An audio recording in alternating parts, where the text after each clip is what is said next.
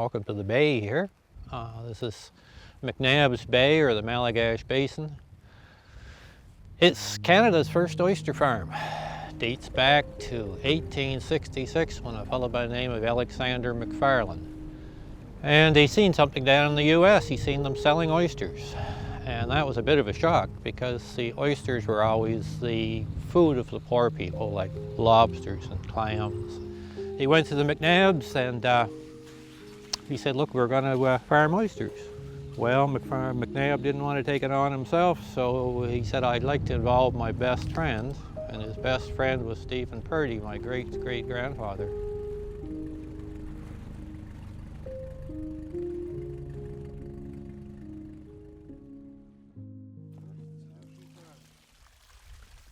This is the way the stuff comes in off the harvester.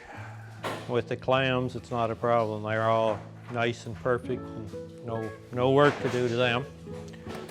One of you guys want to explain out what you're doing here? Well, I'm basically sizing the quahogs, sorting them out of the, they come in with the oysters and the quahogs are together, so I take them out and size them into small, medium, and large. And then we also have to clean the oysters. If there's any seed or a dead shell on them like that, that has to be cleaned off. And then we grade them and size them into many different sizes, small, medium, and large standard, and then 4 different sizes of choice.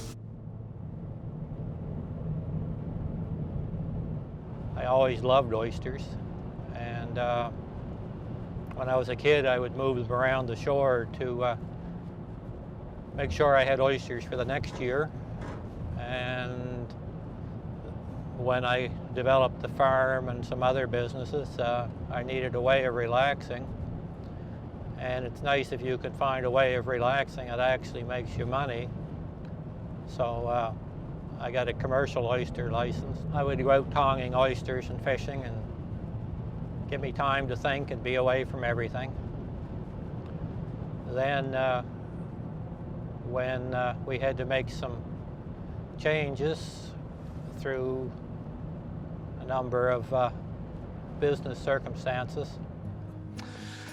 Well, we had a farm, we had a sawmill, we had a crew working in the woods, we had trucks running on the highways, we had a wood chipping company, we had a store, and I had started to move into mussel farming.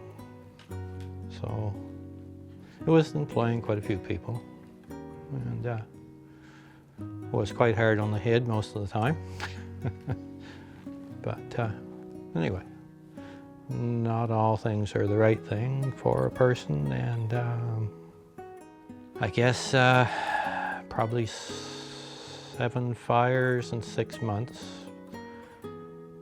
tore down the empire I was trying to build, and we had to look at alternatives. So we sold things until we were square with the world, and what we had left we put into the oysters.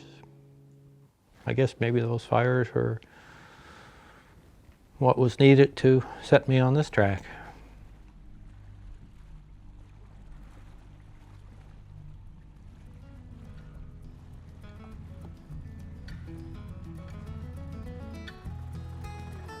I build my own stuff too. This is a conveyor system for the eco-harvester system we use for harvesting our shellfish.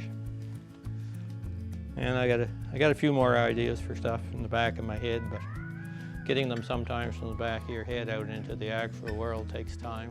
So anyway, I'm not going to get bored for the next few years. Love sailing. It's again, it's something that brings you so close to nature. It's also quiet. I like motorboats, but I prefer sailing. It gives you a very great feeling of freedom. Very relaxing.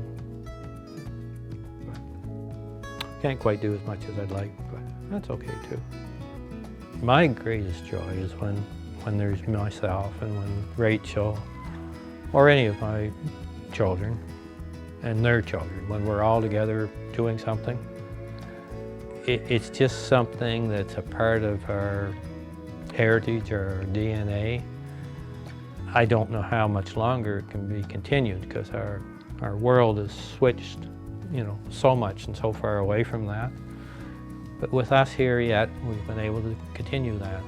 And it's just a wonderful feeling just to have them there, and it's really great. I'm to the age that I should be retiring, and my dream was always to circumnavigate the globe.